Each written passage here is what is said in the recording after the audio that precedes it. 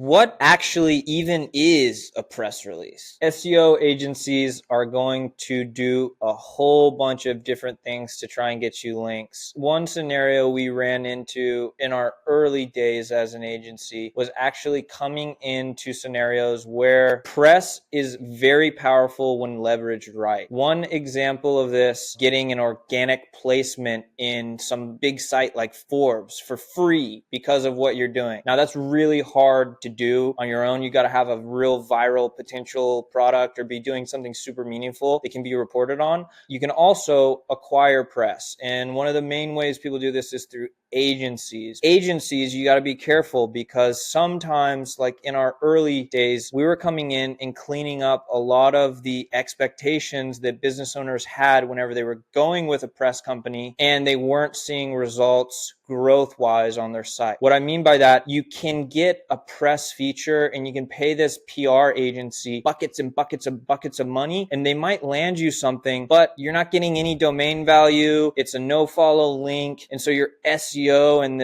all this magical growth that you thought was going to happen on the back end is actually not real. A press release really is just a company announcement, whether you put that on your own website or on a wire, which is, your Business Wire, your Press News Wire, Globe News Wire, PR Web, any of these platforms that, it sucks how expensive they are, anywhere from $400 to $1,000 to $3,000 plus we've seen to run something locally, nationally, to a specific industry pub. It's a great way to boost your SEO in the near term, to get a little bit of news out there if you have something that's actually contextually relevant and that people want to see. We've actually seen partners raise hundreds of thousands of dollars because of the press releases we put out there, just because of that simple way. And it was direct. It didn't just live on their website and get buried. It was actually very good news, very relevant to an industry, and it got onto very specific industry publications without it being bolstered behind a specific purpose, or without a pitching process where you're going to writers with a press release and saying, hey, this thing happened. You could just be kind of dead on the water. And sure, yeah, you can syndicate your press release over to Yahoo Finance, AP News. You can be in Morningstar and all these other. Bloomberg has their own press release section. You can get populated and featured in, or as seen in, these publications with a wire. In terms of the global scale of press, it is seen as something quite different to actually get tier 1, tier 2 placements organically about your brand, telling your story from a legitimate writer, is a long-term press strategy. It is not overnight like a wire can just get out there. But I think you need to do both, and they can both bolster your SEO kind of as a whole, because you're just casting signals to Google. Sure, there may be no follow backlinks. Maybe you're getting some follow integrated in there, but these are just ways to jump the line in terms of the search. And sometimes it even passes off customers, investors, B2B. All these things can happen. I'm not guaranteeing that there'll be overnight successes from a press release outright, but we do see it happen. Here's the difference between PR and SEO. A good SEO strategy involves a little bit of press. So there is some overlap. However, you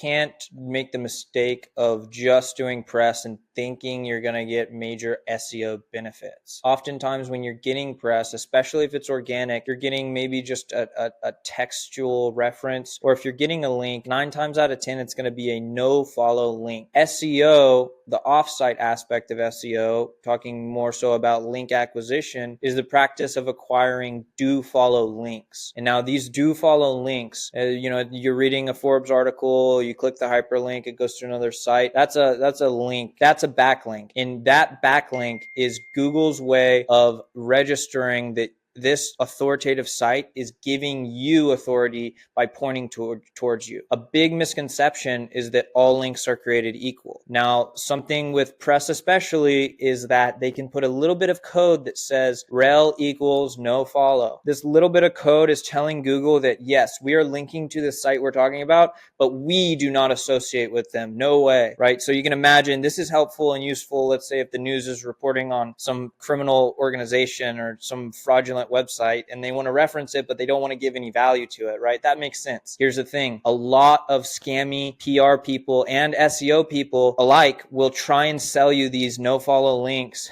and pass them off as this crazy SEO strategy. And while they may be beneficial to add into the mix of your link acquisition and your press strategy, it's not the end all be all. And if you only go after those, you're going to get left behind the people who are actually getting the real link juice.